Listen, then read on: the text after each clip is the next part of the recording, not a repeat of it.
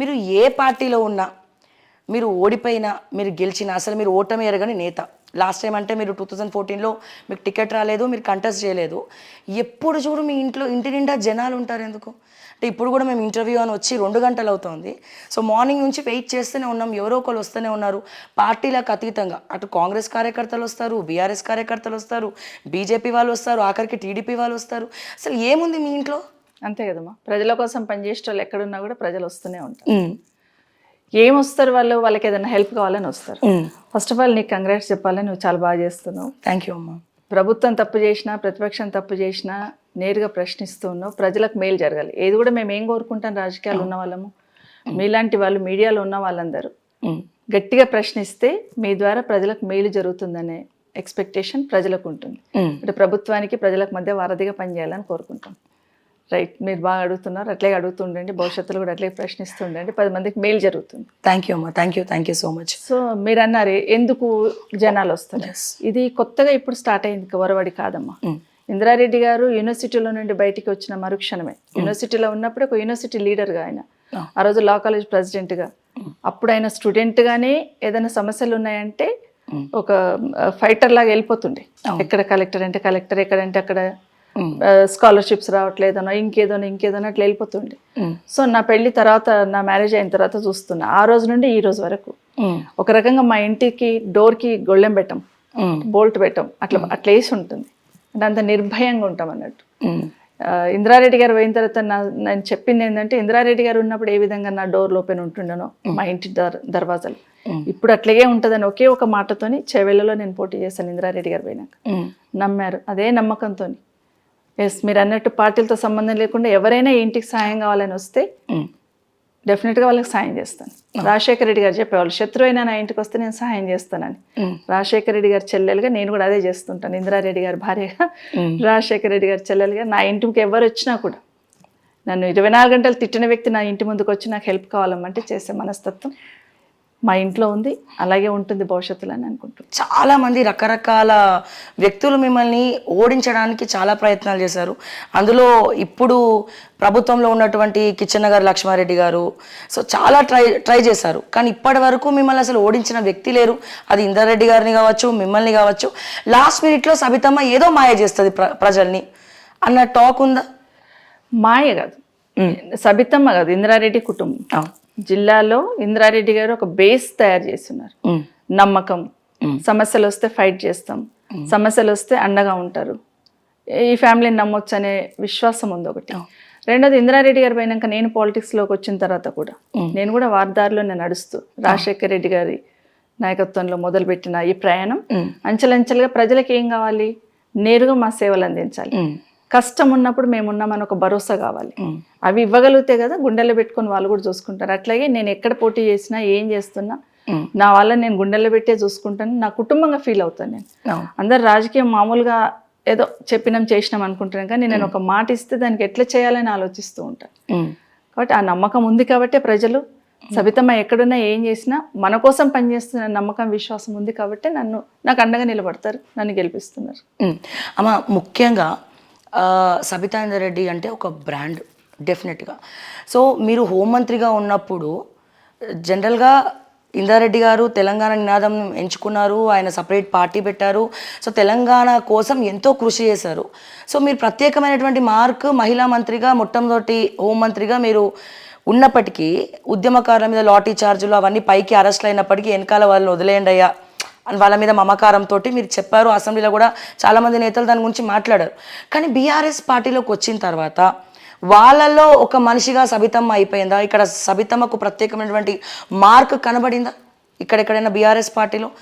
ఉద్యమం జరుగుతున్నప్పుడు నేను హోమ్ మినిస్టర్గా చేశాను, అంతకుముందు నేను మైన్స్ మినిస్టర్గా చేశాను. అప్పుడు అంతకుముందు కూడా 5 సంవత్సరాలు నేను ఆ పార్టీలో ఉన్నారు, మంత్రిగానే ఉన్నాను. హోమ్ మినిస్టర్ అనేది ఎందుకు ఫోకస్ అయిందంటే, దేశంలోనే, నేను అనుకుంటే ప్రపంచంలోనే ఉందో లేదో నాకు తెలియదు, దేశంలోనే మొదటిసారి ఒక లేడీకి అప్పచెప్పింది అనేది ఒక సెన్సేషనల్ ఆ రోజు. నిజమే కదా, అసలు హోమ్ మినిస్టర్ చేయడానికి జెంట్సే భయపడుతూ ఉంటారు. అమ్మో ఇంకేదన్నా ఇవ్వండి కానీ హోమ్ మినిస్టర్ వద్దు అంటుంటారు జనరల్గా డిస్కషన్లో. అట్లాంటిది హోమ్ మినిస్టర్ చేయడం అనేది అది సవాళ్ళతో కూడుకున్న విషయమే. సరే, ఆ టైంలోనే రాజశేఖర రెడ్డి గారు చనిపోవడం, రాజశేఖర రెడ్డి గారి దగ్గరికి వెళ్ళి నేను చెప్పాను, అన్న నాకు ఇది వద్దు, నాకు ఇంకా వేరే డిపార్ట్మెంట్ ఏదైనా ఇవ్వండి, ఇంత పెద్ద డిపార్ట్మెంట్ను నేను చేస్తానో చేయను, న్యాయం చేస్తానో చేయను, కాబట్టి నాకు వేరేది ఇవ్వండి అని అడిగాను విత్ ఇన్ 1 monthలోనే. అన్నేమన్నారంటే ఒక 1 year ఉండని అమ్మా, నేను ఉన్నా కదా వెనకాల, నేను చూసుకుంటా కదా, నీకు ఎందుకు అని అన్నారు. ఆ ధైర్యంతోనే స్టెప్ వేసుకుంటూ పోయాను. కానీ విత్ ఇన్ 3 నెలల్లోనే అన్న చనిపోవడం, ఒక్క నిమిషం అసలు అర్థం కాలే ఏం చేయాలి ఆ క్షణంలో అనేది. సరే అట్లా వెళ్తున్న సందర్భంలో తర్వాత వచ్చిన ముఖ్యమంత్రులు కూడా రోషయ్య గారు కావచ్చు, కిరణ్ కుమార్ రెడ్డి కావచ్చు, సపోర్ట్ చేశారు, ఫ్రీ హ్యాండ్ ఇచ్చారు, చేయమన్నారు.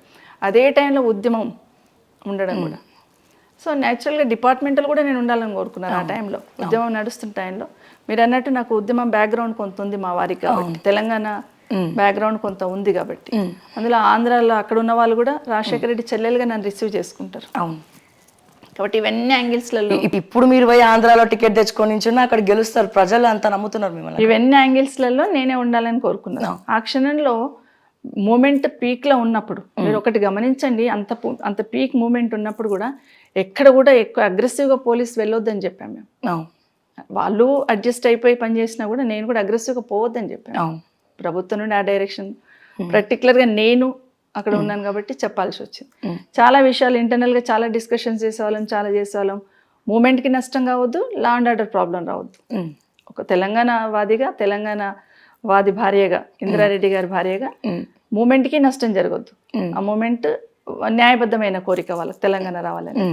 సో అట్లాగే లా అండ్ ఆర్డర్ ప్రాబ్లం రావద్దు. ఇవన్నీ సమతుల్యం చేసుకుంటూ పోయేదాన్ని.